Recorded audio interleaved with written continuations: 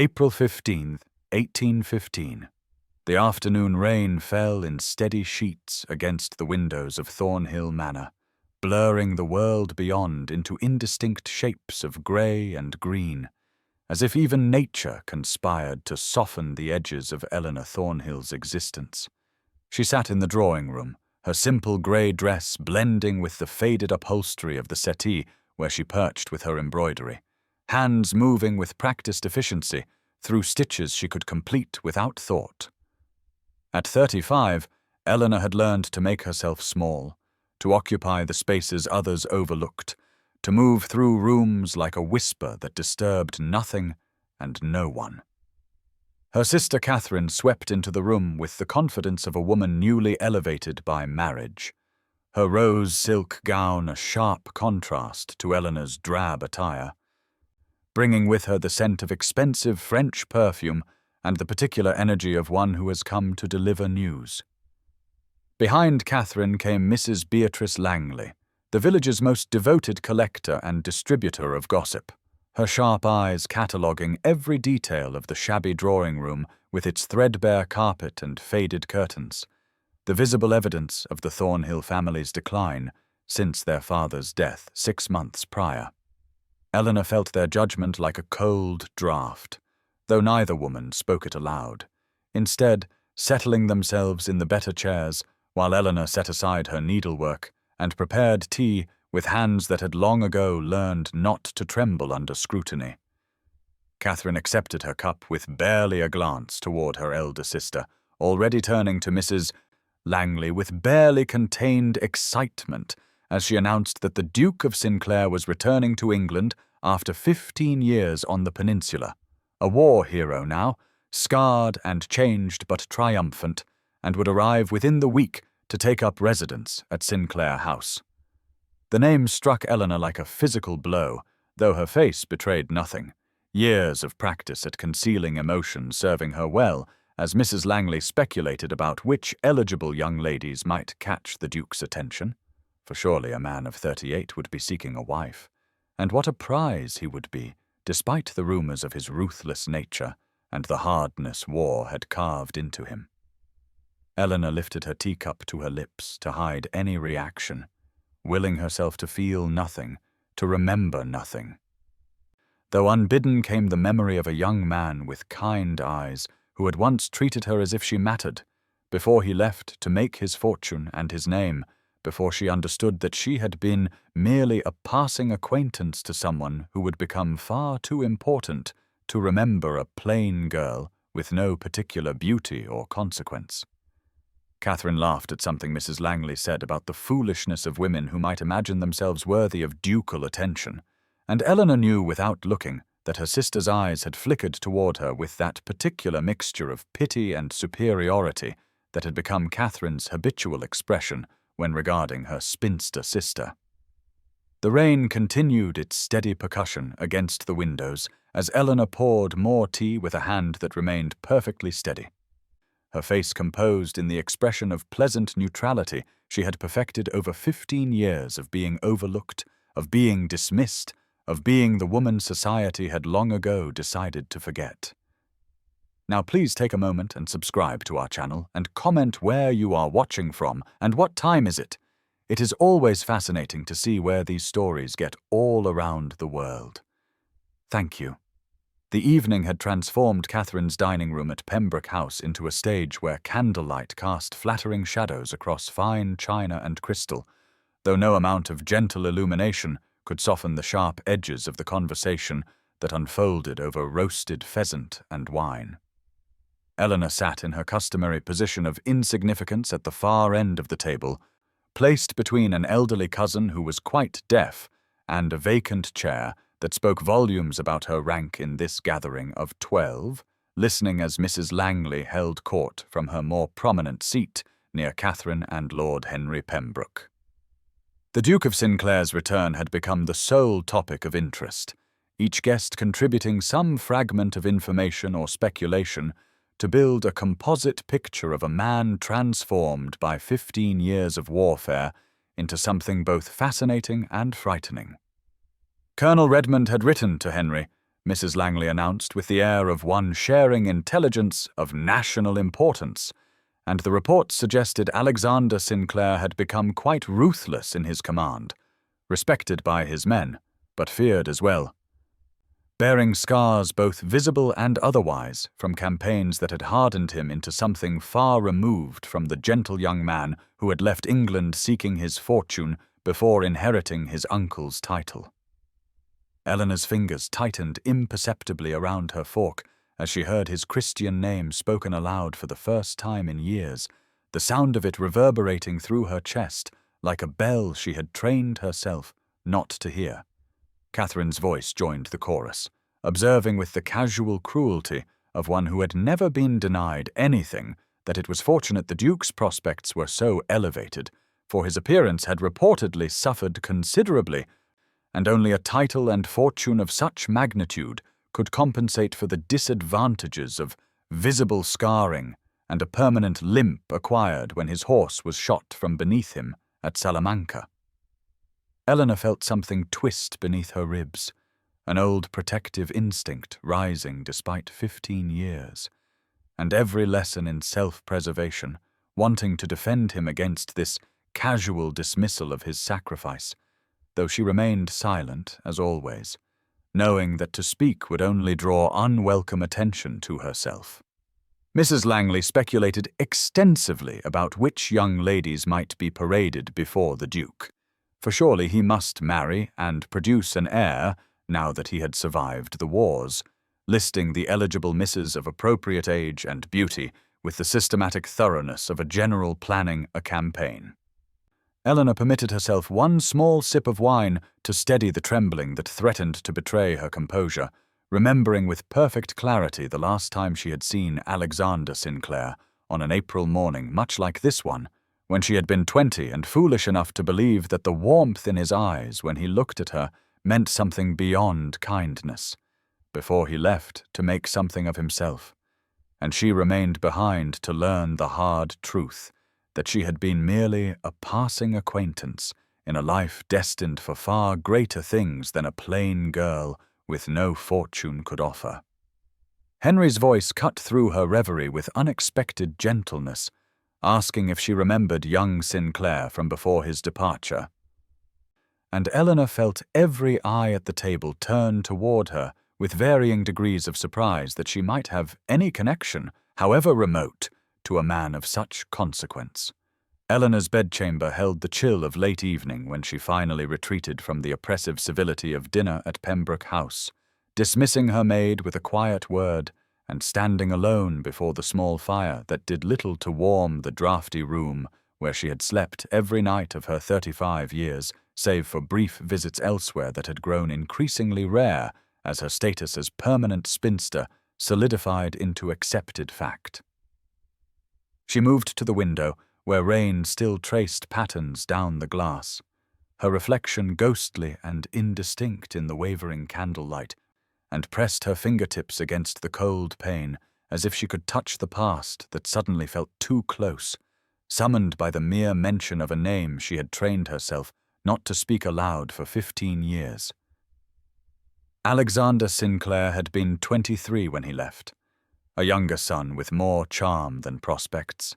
kind eyes and an easy smile that had made her foolish heart believe she might matter to someone beyond the dutiful affection of family, and she had been 20 and plain even then, though not yet marked by time and disappointment into the invisible creature she had become. He had sought her company that last spring before his departure, walking with her through these same gardens when they had been better tended, talking of books and ideas with an intensity that made her feel seen in a way she had never experienced before or since.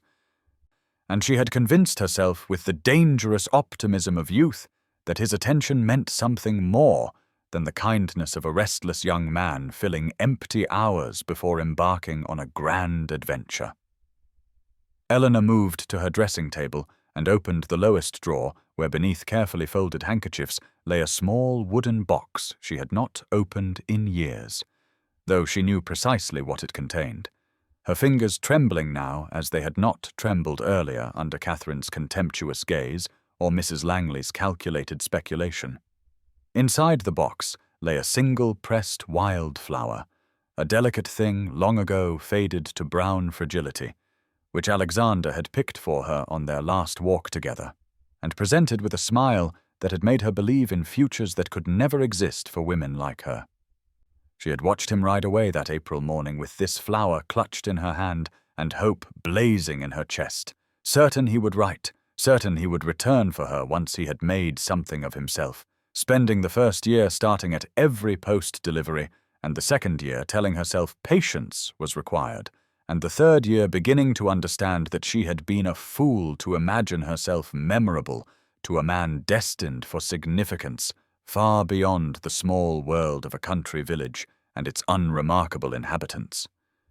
By the 5th year she had stopped watching for letters, and by the 10th year she had accepted that she would never marry, because her heart had made its choice and would not unmake it, regardless of how sensible such unmaking would be,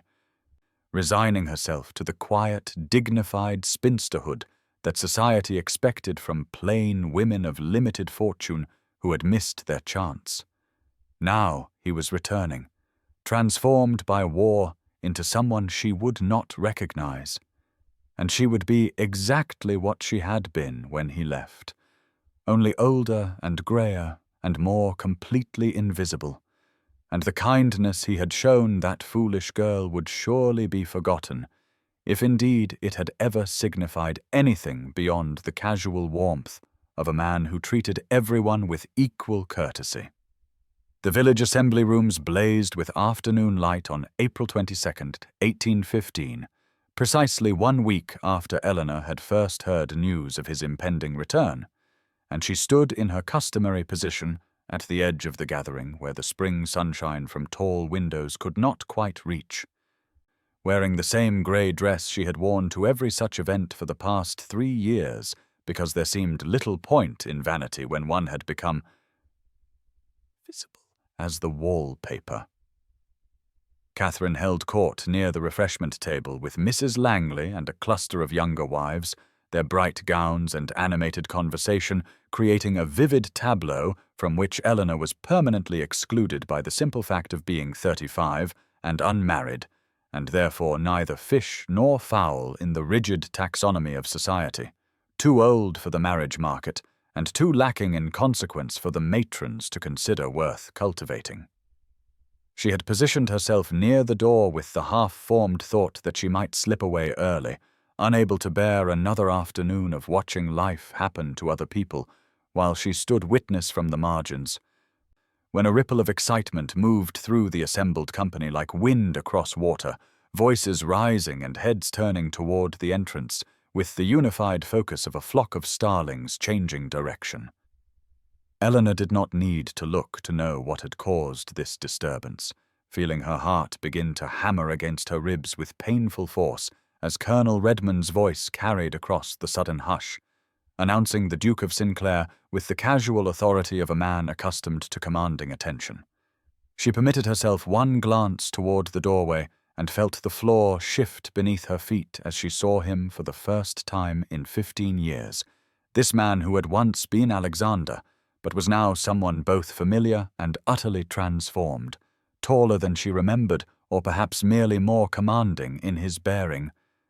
Shoulders broad beneath a perfectly tailored coat of midnight blue that spoke of wealth and taste, but it was his face that stopped her breath entirely.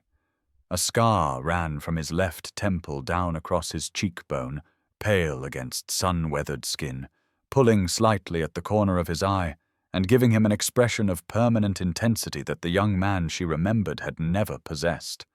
And when he moved into the room, she saw the subtle hitch in his stride, the carefully controlled compensation for an injury that had clearly never fully healed, his right hand resting briefly on the head of a walking stick he carried with unconscious grace. He was scanning the room with the systematic thoroughness of a military man assessing terrain, and Eleanor found herself pressing back against the wall as if she could disappear into it entirely, become one with the faded paper and escape notice, escape the inevitable moment when his gaze would pass over her without recognition or pause to rest on Catherine or one of the prettier young ladies whose names Mrs. Langley was already listing in an urgent whisper. But then his eyes found her across the crowded room, locked onto her with an intensity that made the breath leave her lungs entirely. And for a heartbeat that seemed to stretch into eternity, they simply looked at each other across 15 years and all the distance that had grown in the space between who they had been and who they had become. And Eleanor saw something flash across his scarred face that looked absurdly like relief. And then he was moving toward her with deliberate purpose, ignoring Mrs. Langley's attempt to intercept him and the flutter of young ladies positioning themselves hopefully in his path, walking directly toward Eleanor as if she were the only person in the room worth reaching. Eleanor felt her throat close as he crossed the room toward her, with that slight hitch in his stride, the walking stick tapping softly against polished floorboards, while the assembled company fell silent in a way that made her acutely aware of her position against the wall, of the faded grey dress she wore,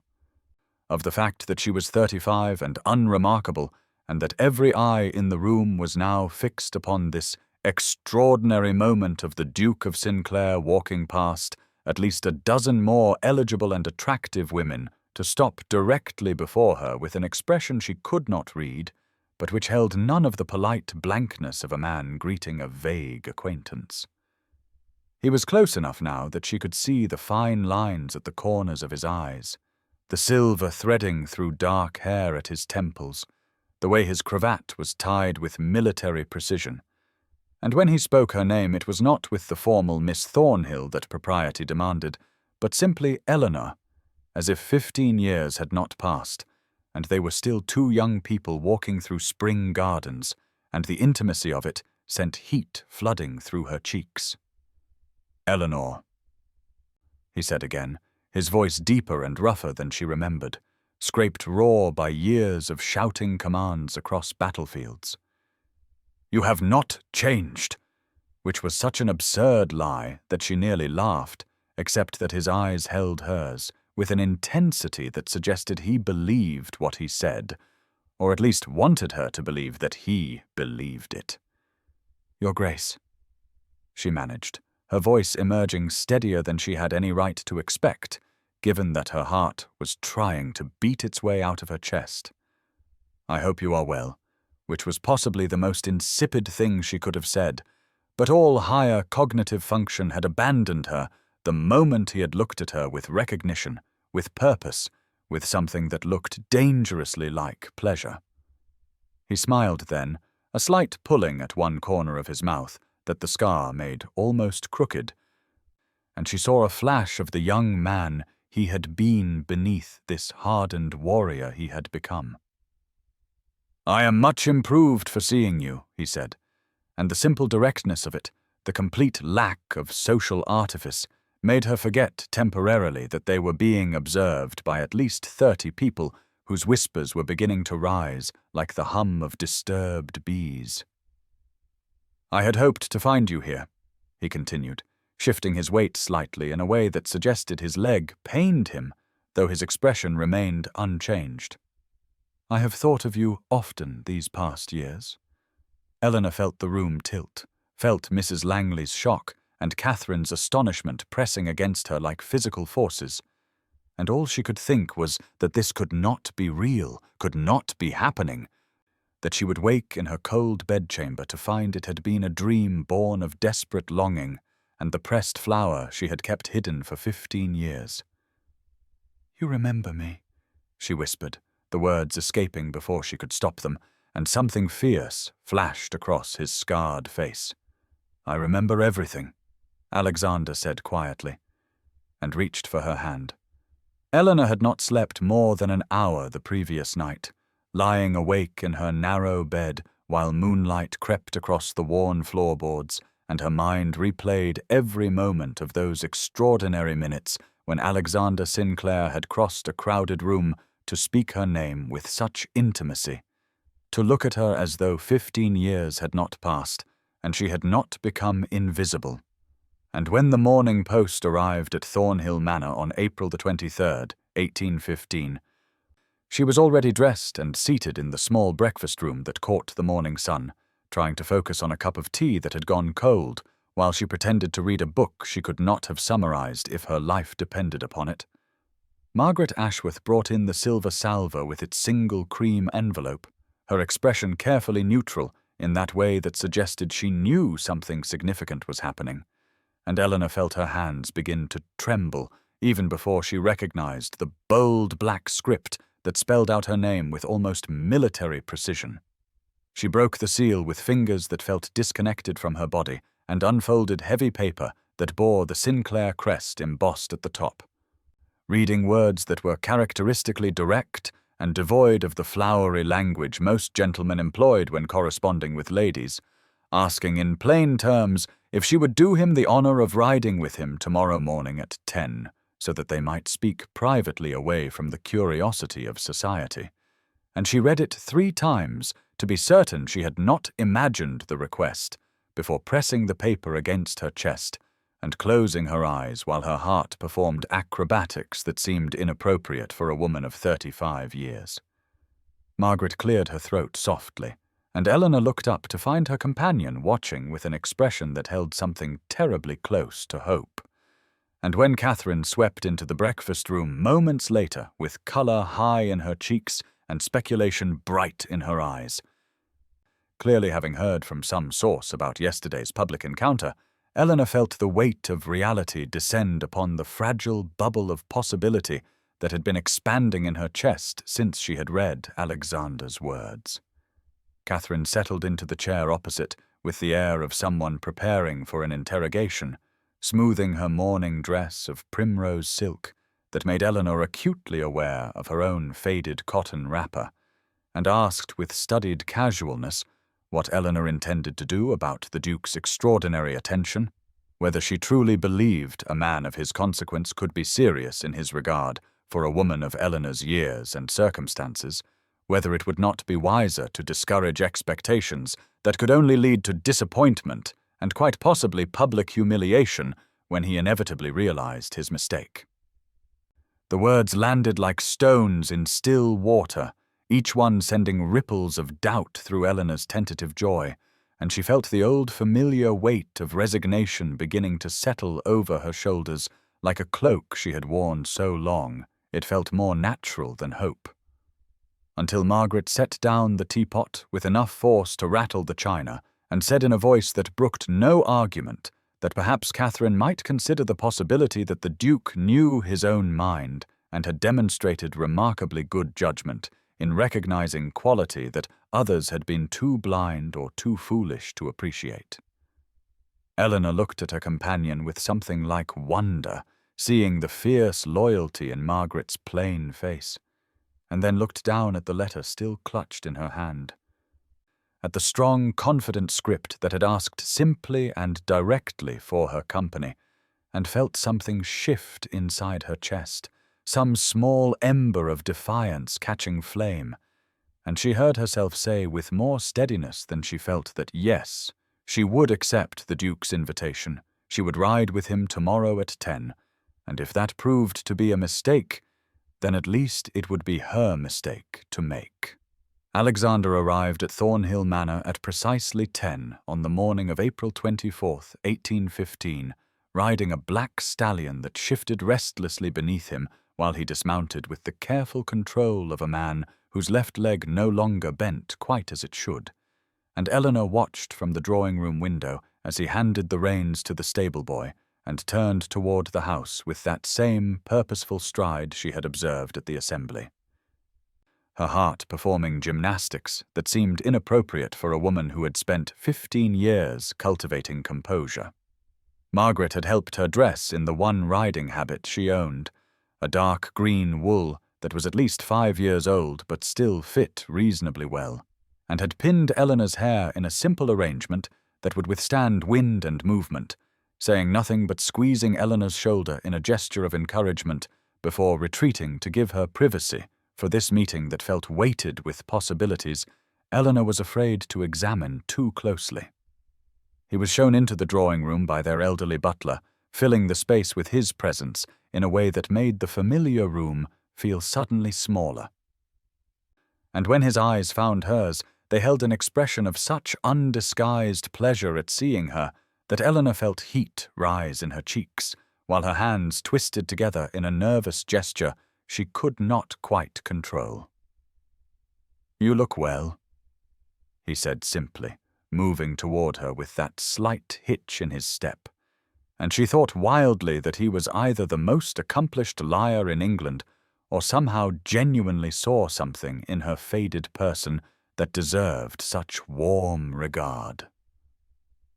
The groom brought her mare Clover around, a gentle 18-year-old bay who had been Eleanor's companion for more years than she cared to count, and when Alexander moved to help her mount his hands, spanned her waist with a strength that made her acutely aware of the physical reality of him, of muscle and warmth and controlled power beneath the civilized clothing. And she found herself breathless before they had even begun to ride. They set off toward the countryside at an easy pace dictated by Clover's advancing years and Alexander's war-wounded leg, leaving behind the manor and its watching windows. And for several minutes they rode in silence, while Eleanor's mind raced through and discarded a dozen conversational openings that all seemed either too forward or too inane. "I have thought of you often during these past years," Alexander said finally, his voice quiet but clear in the morning air, where blackbirds called from greening hedgerows and the sun worked to burn off the last wisps of dawn mist. "Of how you looked that last summer before I left, walking in your father's garden with a book, always with a book. And how you would discuss philosophy and poetry with a seriousness that made me forget you were only 20 and I was leaving to make my fortune because I had nothing to offer a woman of quality." Eleanor turned to stare at him, her hands tightening on the reins, until Clover tossed her head in mild protest, and all she could manage was, "I thought you had forgotten me entirely," which came out sounding more wounded than she had intended. He brought his stallion closer until their stirrups nearly touched, and his scarred face held an expression of such focused intensity that she could not look away. "Forget you," he repeated, as though testing the words for sense and finding them lacking.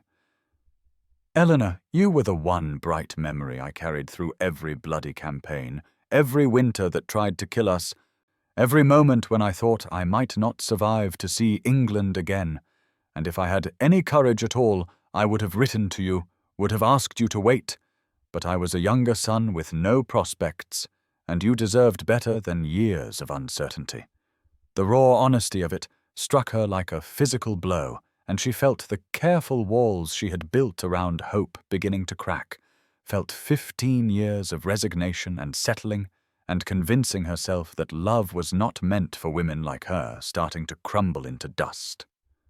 Eleanor had seen Alexander 3 times in the 2 days following their ride through the countryside, once when he called at Thornhill Manor with Colonel Redmond and stayed for tea, once at church on Sunday, where he had positioned himself in the pew directly across from her family, and looked at her with such warm regard that she felt the eyes of the entire congregation upon them, and once when they encountered each other quite by accident in the village, and he had insisted on walking with her while she completed her errands, as though it were the most natural thing in the world for a duke to carry packages for a spinster, and discuss the merits of various types of tea with apparent genuine interest. And by the afternoon of April the 26th, 1815, when Catherine hosted her weekly tea at Pembroke House, Eleanor's name was on every tongue in the county, and speculation had reached a fever pitch that she could feel like electricity in the air the moment she entered her sister's elegant drawing-room.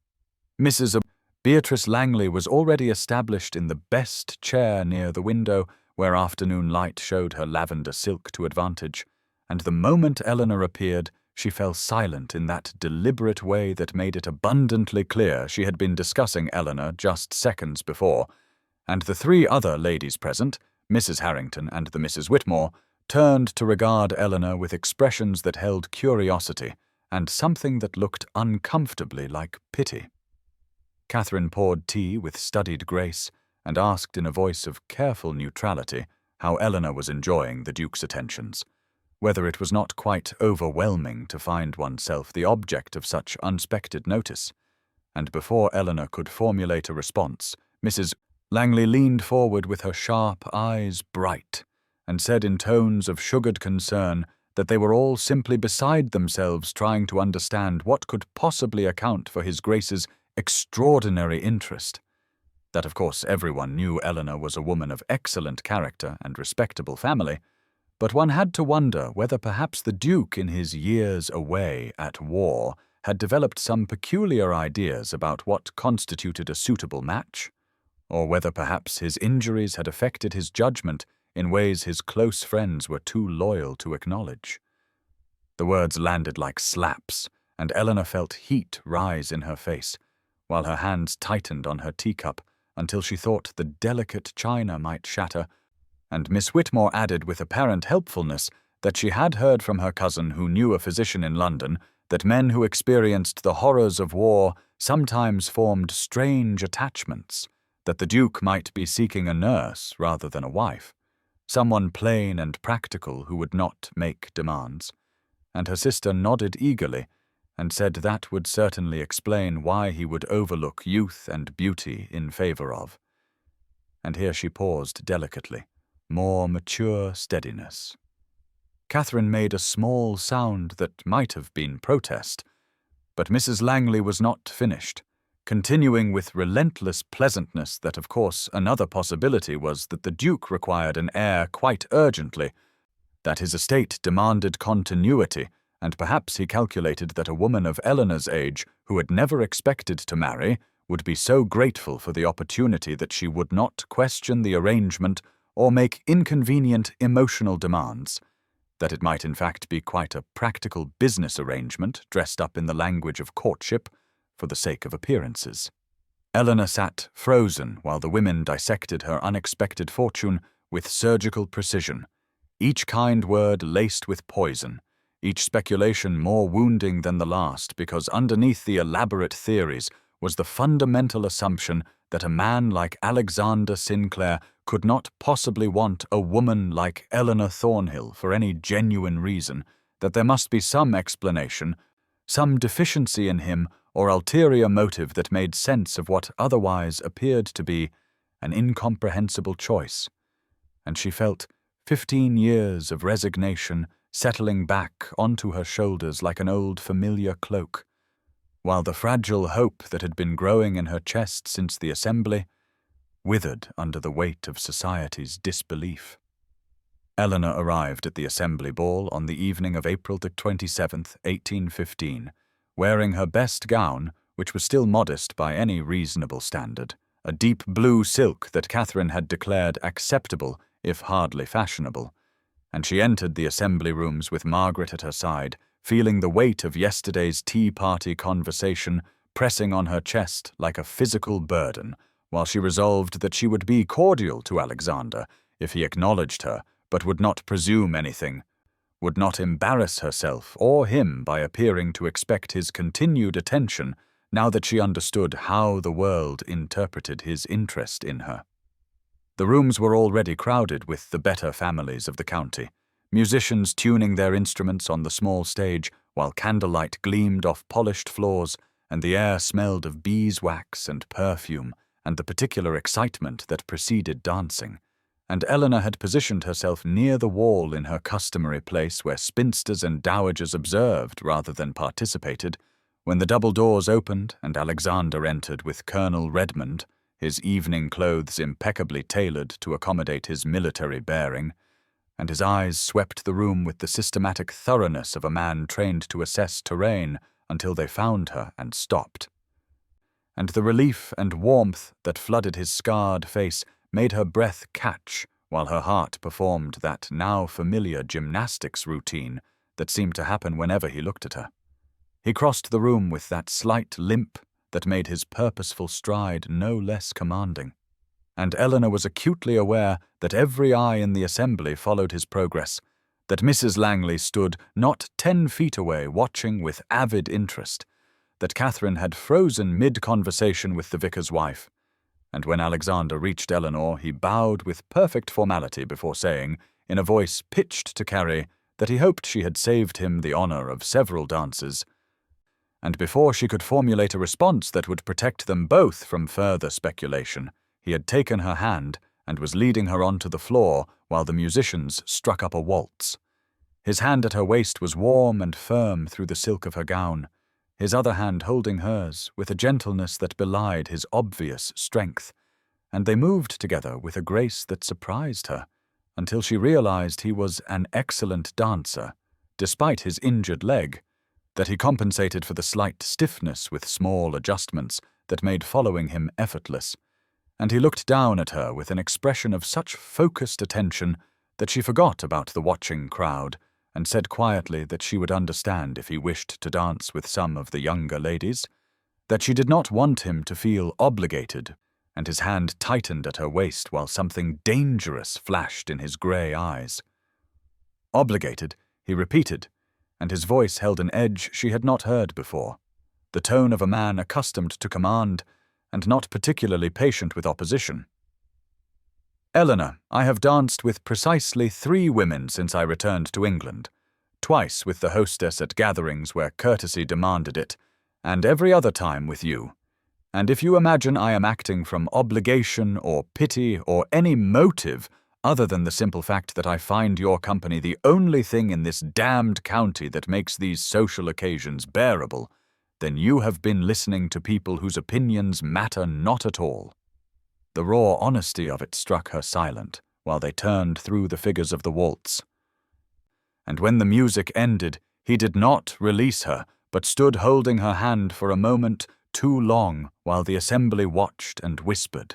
And then he led her from the floor, not back to her place by the wall, but toward the refreshment table where Mrs. Langley held court,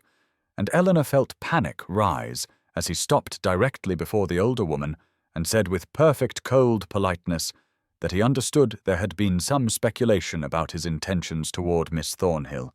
and he wished to clarify for anyone who might be confused that he was courting her with the express purpose of making her his duchess, that he found her to be a woman of extraordinary intelligence, grace and character,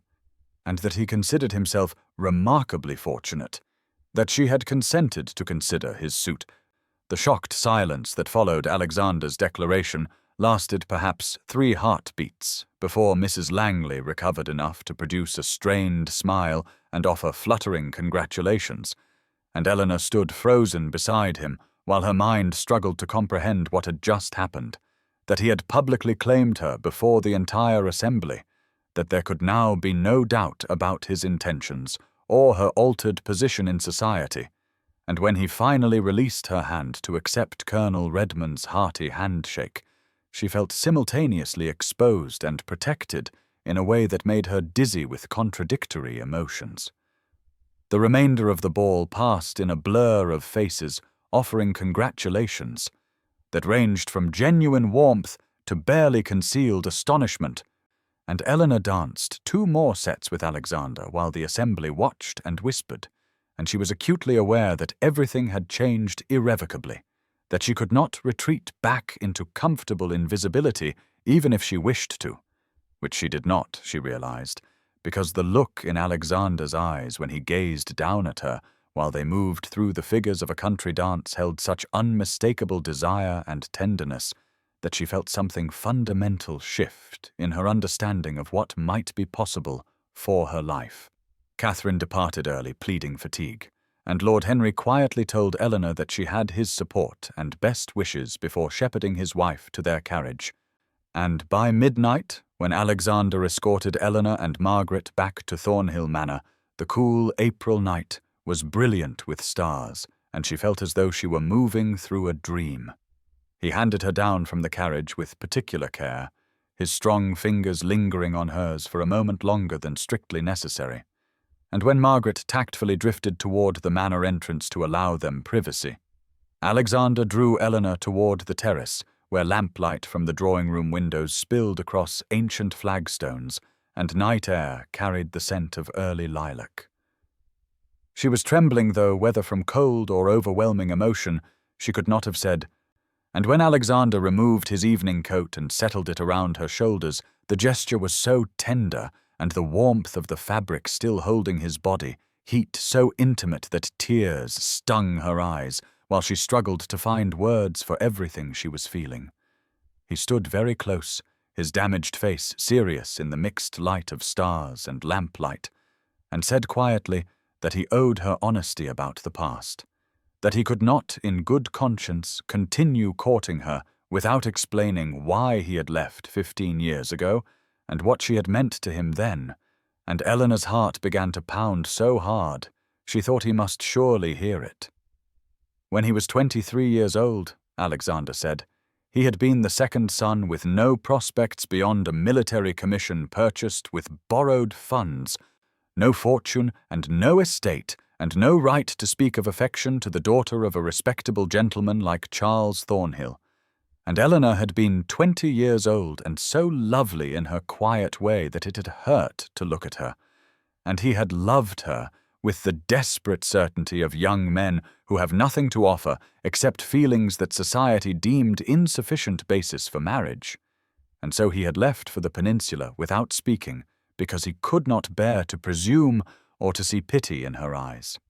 Eleanor woke on the morning of April 30th, 1815, with a happiness so unfamiliar it felt like wearing someone else's skin. And she came down to breakfast at Thornhill Manor with colour in her cheeks and lightness in her step that Margaret noticed immediately with an approving smile, but Catherine, who had arrived unexpectedly early, sat rigid in the morning room with her hands folded over her slightly rounded belly, and an expression that transformed Eleanor's joy into immediate apprehension. Alexander had called the previous day to formally request permission to court Eleanor with the intention of proposing marriage, and though there was no Hull head of household to grant such permission, he had observed the proprieties by informing both sisters of his intentions, and Eleanor had assumed Catherine would be pleased, or at minimum accepting. But the tension radiating from her younger sister suggested otherwise, while morning light slanted through tall windows and illuminated the faded elegance of their father's home. Catherine dismissed Margaret with a look, and once they were alone, she turned to Eleanor,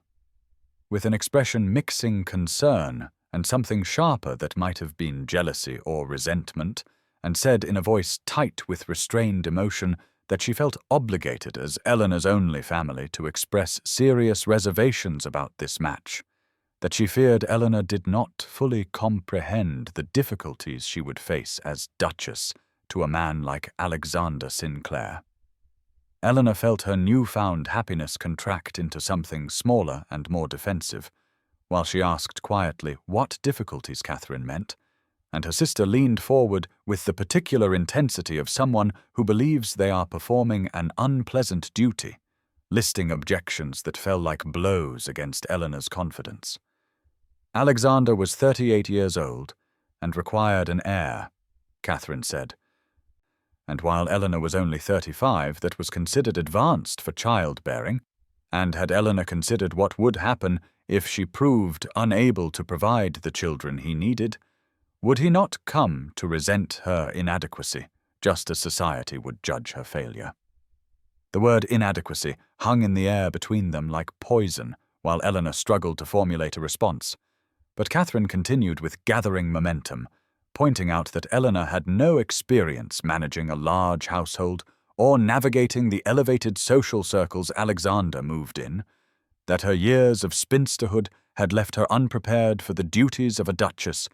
that the gossip about the unsuitability of the match would follow them both, and perhaps Eleanor in her selfishness had not considered how her plainness and age might reflect poorly on Alexander's judgment and damage his standing. Each word landed with precision born of intimate knowledge of Eleanor's deepest insecurities, and she felt the careful structure of her new confidence beginning to crack, while old patterns of self-doubt reasserted themselves with vicious familiarity. Margaret, who had clearly been listening from the hallway, entered without invitation and said in a voice sharp with rare anger that Lady Catherine should be ashamed of herself, that jealousy was unbecoming, and cruelty toward one's sister even more so. But Catherine turned on her with eyes bright with tears, and said that someone needed to speak honestly, that the financial situation at Thornhill was precarious, and Eleanor had only a small independence from their father's estate. And was it not convenient that the Duke's interest had emerged precisely when Eleanor might be most vulnerable to offers of security? And perhaps Alexander saw in her a biddable wife who would be grateful enough not to question his actions or demand too much. The insinuation that Alexander's intentions were mercenary or that Eleanor was being somehow used struck deeper than all the rest, and Eleanor heard herself say in a voice that shook despite her efforts at control that Catherine should leave, that she would not listen to any more. The 3 days following Catherine's bitter words passed with agonizing slowness, while Eleanor oscillated between defending her right to happiness and wondering whether her sister's cruel observations contained uncomfortable truths. And though Alexander called twice, she received him with a restraint that clearly puzzled him. And by the evening of May the 2nd, he sent a note requesting that she come to Sinclair Estate the following afternoon, as he wished to show her the gardens which were now at their spring peak. And Eleanor understood that this was the moment toward which everything had been building, that he intended to propose formally. And she spent a sleepless night wrestling with Catherine's insinuations and her own stubborn hope, until Margaret found her at dawn, red-eyed and exhausted, and said in a voice that brooked no argument that Eleanor Thornhill had spent 35 years allowing others to define her worth, and it was long past time she claimed her own happiness, regardless of society's judgment or family's jealousy. The afternoon of May the 3rd arrived cool and clear, with the particular luminous quality of late spring, and Eleanor dressed with unusual care in a gown of pale green muslin that Margaret insisted brought out the subtle hazel of her eyes. And when Alexander's carriage arrived precisely at 2 o'clock, she felt her heart hammering so violently she pressed a hand to her chest while climbing inside. And the short journey to Sinclair Estate passed in a blur of anxious anticipation and bone-deep longing that made coherent thought nearly impossible. Alexander met her at the entrance to the formal gardens wearing civilian clothes that somehow emphasized rather than disguised his military bearing, and the look in his grey eyes when he bowed over her hand held such focused intensity that Eleanor felt heat rise in her cheeks while he tucked her hand into the crook of his arm and guided her along gravel paths between beds of roses just beginning their first magnificent bloom. And for several minutes they walked in silence that felt weighted with unspoken intentions until they reached a secluded corner where an ancient stone bench sat beneath a pergola heavy with early wisteria, and the scent was so sweet, and the light so perfect, that Eleanor felt tears prick her eyes before he had spoken a single word. Alexander turned to face her, and took both her hands in his, and said in a voice roughened by emotion that he had practiced this speech 12 times, but now that the moment had arrived, every carefully chosen word had fled, and so he would speak plainly as a soldier rather than with a poet's eloquence. And he asked Eleanor Thornhill if she would consent to become his wife and duchess, because he loved her with an intensity that had survived 15 years and a brutal war and the knowledge that he had been a fool to leave without speaking, and he wanted to spend whatever years remained to him proving that she was the most valuable and beloved woman in England, regardless of what society or jealous sisters might say about age or appearance or suitability. The afternoon of May 5th, 1815, arrived with brilliant sunshine that seemed designed by Providence to illuminate Eleanor's transformation as she stood in the grand drawing-room of Sinclair House wearing a gown of deep sapphire silk that Alexander had commissioned without her knowledge, and that made her skin glow with unexpected radiance, while Margaret fastened a delicate strand of pearls around her neck and whispered that Eleanor looked like the duchess she was about to become. and when Alexander appeared in the doorway, his sharp intake of breath and the way his grey eyes travelled over her with unmistakable admiration made Eleanor's cheeks flush with pleasure. She no longer tried to suppress or deny. The formal announcement gathering had been arranged with military precision by Colonel Redmond, who understood Alexander's desire to claim Eleanor publicly and irrevocably before society. And by 3 o'clock, the drawing-room filled with local gentry, including Mrs. Beatrice Langley, whose expression wavered between shock and reluctant acceptance, Lord and Lady Pembroke, with Catherine managing strained composure despite the tightness around her mouth, and perhaps 40 others whose whispers created a susurrus of speculation that fell to sudden silence when Alexander entered with Eleanor on his arm and positioned her beside him near the ornate fireplace with a possessiveness that left no room for doubt about his intentions or feelings. He announced their engagement with a soldier's directness that brooked no question, stating that Miss Eleanor Thornhill had consented to become his Duchess and that they would marry on June 15th at the parish church with a wedding breakfast to follow at Sinclair House. And the engagement ring on Eleanor's left hand caught the afternoon light with flashes of sapphire and diamond that matched her gown in what she realized was deliberate coordination that spoke to how thoroughly Alexander had planned this moment of public claiming. Colonel Redmond raised his glass first in a toast that praised Eleanor's grace and intelligence and Alexander's extraordinary good fortune, and gradually others followed with varying degrees of enthusiasm, while Mrs. Langley approached with a smile that did not quite reach her eyes to offer congratulations that sounded like they had been extracted under duress. And Eleanor surprised herself by meeting the older woman's gaze steadily and thanking her with a graciousness that came from newfound security rather than social performance. Catherine's congratulations when they came were stiff and formal, with Henry standing supportively at her side and offering Eleanor a genuine smile of approval that suggested he at least understood what a rare thing his wife's sister had found. And Eleanor felt compassion rather than resentment for Catherine's struggle to reconcile jealousy with familial obligation while watching her younger sister claim a happiness and status that exceeded anything Catherine had achieved through her own advantageous marriage. Alexander remained at Eleanor's side throughout the afternoon, with his hand frequently at the small of her back, or holding hers with casual intimacy that demonstrated both possession and partnership. And she watched society adjust in real time to the reality of their union, while several younger women looked at her with something approaching envy, and older matrons recalculated their assessments of the spinster they had dismissed so thoroughly just 3 weeks earlier. The morning of May 15th, 1815, arrived with unseasonable warmth that had Margaret declaring it a good omen as she accompanied Eleanor into the village, where Madame Bisset maintained a modest establishment that nevertheless produced gowns of surprising elegance. And Eleanor felt a flutter of nervous excitement that still seemed foreign as she entered the shop where the modiste greeted her with a deference that would have been unthinkable. 6 weeks earlier, when she had been merely Miss Thornhill, the overlooked spinster, rather than the future Duchess of Sinclair, Alexander had insisted on accompanying them, despite Margaret's raised eyebrows about the impropriety of a gentleman involving himself in bridal fittings. But he waited in the small parlour with surprising patience,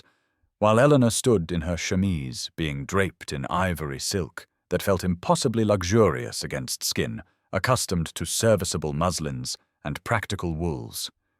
And when Madame Bisset asked her to step out so the Duke might approve the initial draping, Eleanor felt heat rise in her cheeks at the intimacy of presenting herself in such an unfinished state. Alexander's grey eyes travelled over her with an intensity that made her breath catch while he circled slowly, and then requested that the neckline be raised slightly and seed pearls added to the bodice in a pattern that he sketched quickly on paper, and Eleanor realized with a rush of tenderness that he had given considerable thought to what would make her feel both beautiful and comfortable rather than exposed, and his attention to such details spoke to a care that went beyond mere attraction into something deeper and more sustaining. The fitting continued for another hour, with Margaret offering opinions about sleeve length and train management, while Alexander sat reviewing correspondence, but looking up frequently to catch Eleanor's eye with small smiles that made her heart lift. And when Madame Bisset finally declared herself satisfied, and Eleanor had dressed again in her walking gown of pale yellow muslin that Alexander had commissioned the previous week, she emerged to find him waiting with an expression of such open affection that she forgot to feel self-conscious about Margaret's knowing look. They walked together through the village, with Margaret trailing at a discreet distance that allowed for private conversation. And Alexander mentioned quietly that he had ordered new furnishings for the Duchess's chambers at Sinclair House and wished to know her preferences regarding colours and fabrics. And when Eleanor confessed that she had never given much thought to such things, having lived her entire adult life in rooms furnished by her mother's economical choices. Decades earlier, he stopped walking and took her hand and said with surprising intensity that she must learn to want things and claim preferences because she would be mistress of a great house, and he needed her to make it truly a home rather than merely the cold showplace it had been under his mother's rigid management. Eleanor felt tears prick her eyes at this invitation to claim space and authority,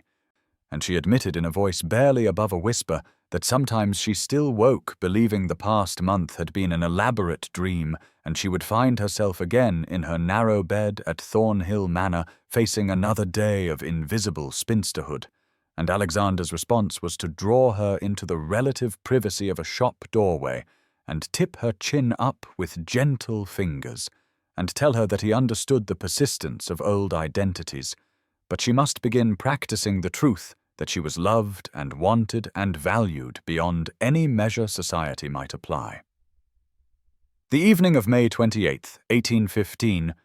arrived under heavy clouds that promised storms and matched the sudden darkness that descended upon Eleanor's heart as she sat alone in the drawing-room of Thornhill Manor, attempting to concentrate on correspondence while thunder rumbled in the distance,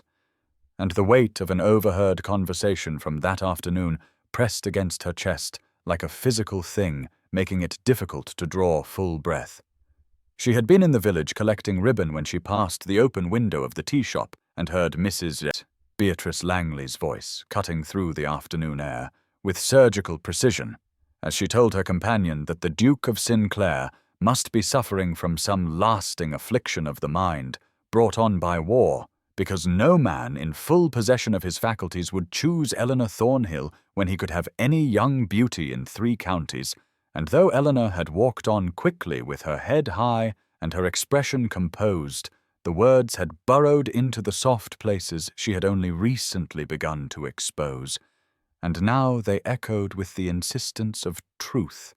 in the gathering darkness. She had not seen Alexander for 2 days, as he had gone to London on business related to his estates,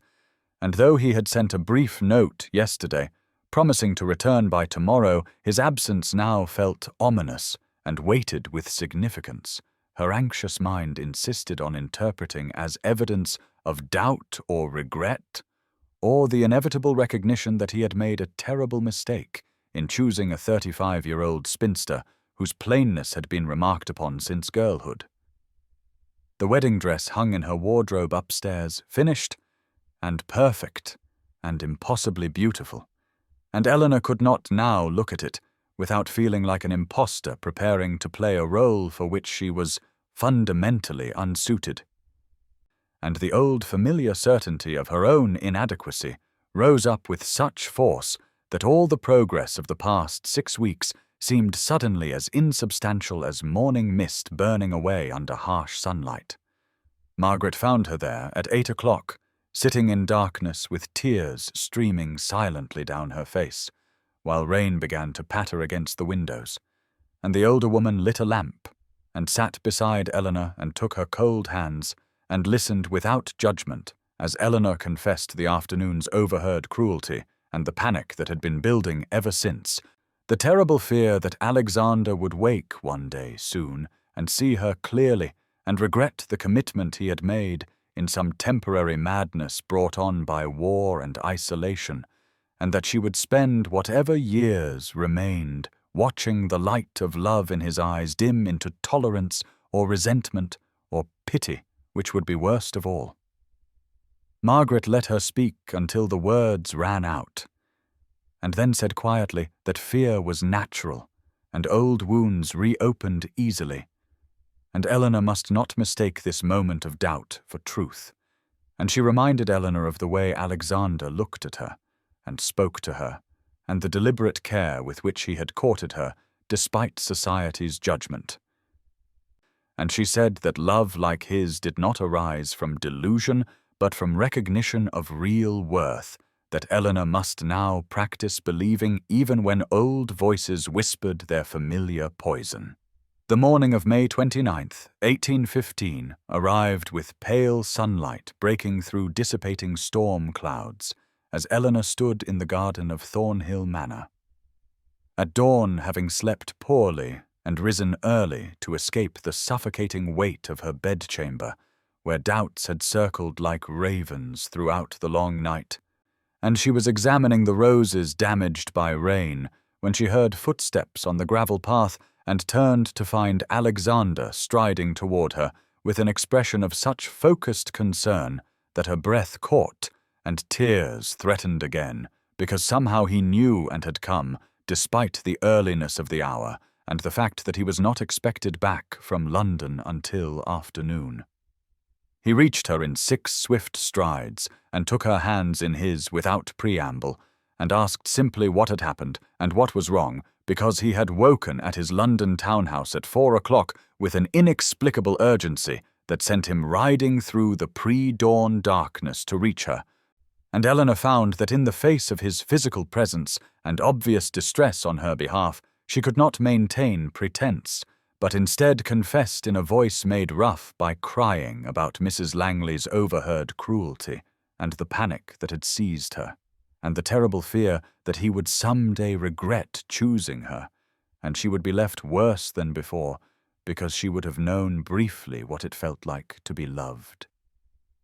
Alexander listened without interruption until her words faltered into silence, and then he drew her to the stone bench beneath the arbor where they sat, and he kept her hands imprisoned in his larger ones, and said with a controlled intensity that made each word strike like a hammer that he needed her to hear him truly and believe him completely, because he would say this once and then never again, since he would not have her doubting what was between them for the remainder of their lives together. He told her that he had seen horrors in war that would wake him sweating and shaking for years to come, and he had watched good men die in mud and blood and senseless waste, and the only thing that had sustained him through 15 years of that hell was the memory of her face and her laugh and the way she had listened to him in the garden at Thornhill Manor when they were young, and he was nobody of consequence. And he said he had loved her then with the powerless love of a third son with no prospects, and he loved her now with the bone-deep certainty of a man who had learned that life was brutal and short, and the only sin was failing to claim what mattered when you found it. He released one of her hands to cup her face and tilt it toward him, and his grey eyes were fierce as he said that she was not plain to him, but beautiful in ways society was too shallow to recognize, and her age was not a deficit, but a gift, because he had no patience for silly girls and wanted a woman who understood life's complexities and could stand beside him as an equal. And when Eleanor tried to speak, to protest or deflect, he placed his thumb gently over her lips and told her that Mrs. Langley and all her vicious kind could choke on their judgment, because in 2 weeks Eleanor would be his duchess, and he would spend the rest of his days proving to her that she was worthy of every good thing he could provide, and if she doubted that, then she doubted him and his ability to know his own heart and choose his own future. The silence that followed Alexander's fierce declaration stretched for several heartbeats, while Eleanor stared at him with tears streaming freely down her face, and something fundamental shifted in her chest, like a lock finally turning after years of rust and resistance. and she realized that she had been waiting her entire life for someone to see her truly and fight for her fiercely. And now that it was happening, she had nearly thrown it away because old wounds had more power over her than present reality, and that was a choice she was making every time she believed Mrs. Langley's poison over Alexander's devotion, and she reached up with trembling fingers to touch the scar that ran along his left cheekbone, and said in a voice made rough by emotion that she was sorry for doubting him, and sorry for letting cruel voices into the sacred space between them, and that she loved him with an intensity that sometimes frightened her because she had lived so long with so little that the abundance of his affection felt overwhelming and impossible, and she did not know how to hold it without fear of losing it. Alexander turned his face to press a kiss into her palm and told her that she would learn and he would teach her, and they would build their life together one day at a time until the fear faded into memory and certainty took its place. And he said that she must promise him that whenever doubt came creeping in the darkness, she would bring it to him immediately, rather than letting it fester, because he could not fight enemies he did not know about, and her fears were his to shoulder along with everything else. Eleanor nodded, and then found herself pulled into his arms in an embrace that was both fierce and careful, as though she were something infinitely precious that might break under rough handling. And she pressed her face against his chest, and breathed in the scent of horse and rain, and something uniquely him, while his heart beat steady and strong beneath her ear and anchor. She had not known she needed until this moment. They stood that way for a long time, while the morning sun climbed higher and began to dry the rain-soaked garden, and birds ventured out to sing tentative songs in the aftermath of the storm. And gradually, Eleanor felt the terrible tension that had gripped her since yesterday afternoon begin to release its hold and drain away, leaving her exhausted but clean like earth after rain. When Alexander finally drew back, he kept his hands on her shoulders and told her that they were going to return to the house, and she was going to rest, because she looked as though she had not slept properly, and he would stay with her and tell her stories of his time in Spain and Portugal that were not about war, but about the landscape and the people and the small moments of beauty he had found even in that harsh place. And Eleanor agreed because the thought of being alone suddenly seemed unbearable, and she wanted nothing more than to stay in his presence and let his solid reality chase away the last lingering shadows of doubt that tried to cling to the edges of her awareness. They spent the morning of May 29th in the drawing-room at Thornhill Manor, where Alexander kept his promise and told Eleanor stories of Spain and Portugal that focused not on battles and blood, but on the fierce beauty of the landscape, with its sun-scorched hills and ancient olive groves and small villages where women still drew water from wells that had been old when Rome fell. And he described the way light fell golden and thick as honey across whitewashed walls in the late afternoon, and how he had once watched a Spanish girl, no more than 10 years old, dance in a dusty square with such fierce joy that it had made him weep because he had forgotten that such uncomplicated happiness could exist in a world at war. Eleanor sat beside him on the settee, close enough that their shoulders touched, and listened with an attention that felt like prayer, while his deep voice wove pictures of a world she had never seen and would perhaps never see except through his eyes and his words. And she realized that this was what marriage would be for them, not just the formal union of names and estates, but this sharing of interior landscapes and the gradual mapping of each other's souls through accumulated stories and trusted confidences.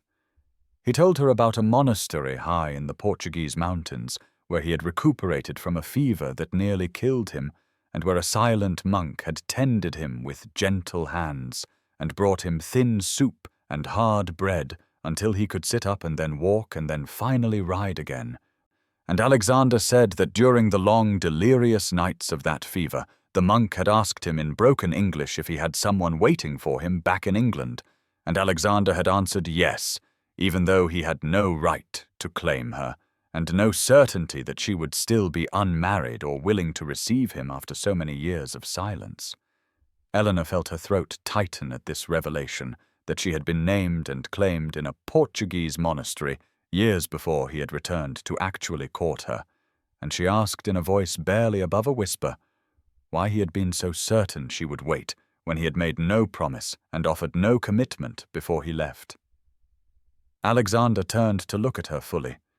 and reached up to tuck a strand of hair behind her ear in a gesture so tender it made her heart ache. And he said he had not been certain at all, but hope was sometimes all a man had to sustain him through darkness,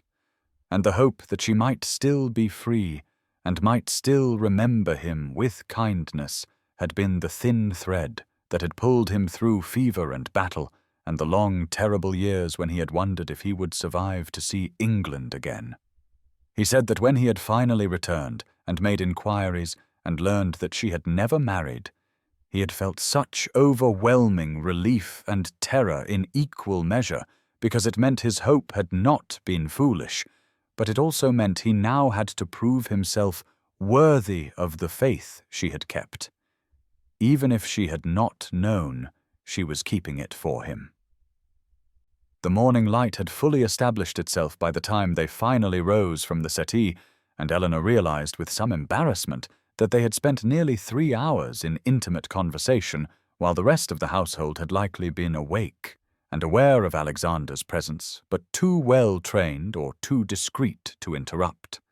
And when she mentioned this, Alexander simply smiled and said that he had told Margaret upon his arrival that he would be staying as long as necessary,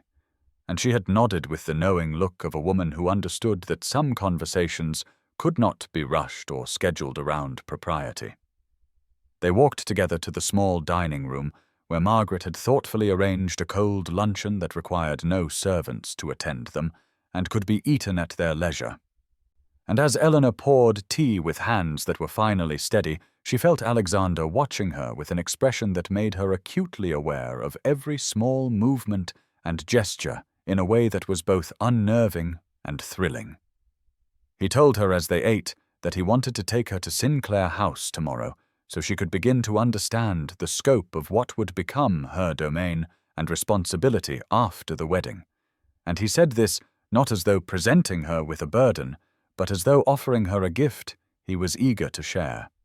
And Eleanor felt a flutter of nervous excitement at the prospect of seeing his home and the life they would build together in a setting that was not borrowed or temporary, but truly theirs. Alexander reached across the table to take her hand and said that he knew the house was large and somewhat intimidating, and that it had been his family seat for 6 generations and carried all the weight of history and expectation that such places always did. But he wanted her to know that she should change anything she wished, and make it reflect her taste and her comfort, because a house was just stone and wood until the people living in it made it a home, and he had been existing rather than living there since his return, and desperately needed her presence to transform it into something worth coming back to at the end of each day. Eleanor felt tears prick her eyes again at the vulnerability in his voice, and the way he was offering her not just a title and position, but genuine partnership and the authority to shape their shared life. And she squeezed his hand and told him that she would be honored to see Sinclair House and begin imagining their future there together. They finished their meal in companionable near silence, broken only by occasional observations about wedding details or quiet expressions of affection, and when Alexander finally rose to leave in the early afternoon, he kissed her hand with lingering tenderness, and then, with visible internal debate, bent to press a brief, soft kiss to her lips that was over almost before it began, but left her breathless and aching for more. He smiled at her dazed expression and told her that he would collect her at 10 in the morning, and she should wear comfortable shoes because he intended to show her every corner of the house and ground, and that would require considerable walking. And then he was gone, leaving Eleanor standing in the doorway, watching his tall figure stride toward his waiting horse while her heart beat a wild rhythm against her ribs and her lips still tingled from that all-too-brief contact. Margaret found Eleanor in her bedchamber later that afternoon of May 29th, sitting at her small writing desk with several sheets of paper spread before her and a pen held motionless in her hand, while she stared out to the window with an expression that Margaret had come to recognize as the particular dreamy distraction of a woman deeply in love and still somewhat amazed by that fact. And Margaret smiled to herself as she entered quietly and settled into the chair near the fireplace without speaking, because she had learned over their long friendship that Eleanor often needed silence in which to process the overwhelming emotions that Alexander seemed to draw from her with such consistent ease. After several minutes, Eleanor turned and seemed surprised to find Margaret there, as though she had forgotten. The rest of the world existed outside the golden bubble of her own happiness, and she set down her pen and said with a self-conscious laugh that she had been trying to write thank-you notes to the neighbors who had sent engagement gifts, but found herself unable to concentrate on polite formalities when her mind kept drifting to the feeling of Alexander's lips on hers, and the way his voice had sounded when he told her about claiming her in a Portuguese monastery while fever burned through him and death waited in the shadows. Margaret's smile widened, and she told Eleanor that distraction was perfectly natural for a bride with less than 2 weeks until her wedding, and that the thank-you notes could certainly wait another day or two, especially since Eleanor would likely have to rewrite them anyway, given that she appeared to have written the same sentence 3 times on the page currently before her, and Eleanor looked down at her paper and realized with embarrassment that Margaret was quite right, and she had indeed begun and abandoned the same sentiment multiple times without even noticing. She confessed to Margaret that Alexander was taking her to Sinclair House tomorrow morning to give her a proper tour of what would become her home, and that she was both excited and terrified in measures she could not quite calculate. And Margaret asked gently what specifically frightened her about seeing the house, because it seemed to Margaret that Eleanor's fears had shifted somewhat from doubting Alexander's devotion to doubting her own capacity to fulfill the role he was asking her to assume. Eleanor was quiet for a long moment, clearly turning this observation over in her mind the way she always did with Margaret's insights, because Margaret had a way of seeing straight to the heart of things that Eleanor herself sometimes tried to avoid examining too closely. And finally Eleanor admitted that, yes, she was afraid of Sinclair House, not because she doubted Alexander would welcome her there, but because she worried she would prove inadequate to manage such a grand establishment, and that the servants would judge her and find her wanting compared to his mother, or to the sort of woman society believed a duke should marry. Margaret rose and came to stand beside Eleanor, placing a warm hand on her shoulder.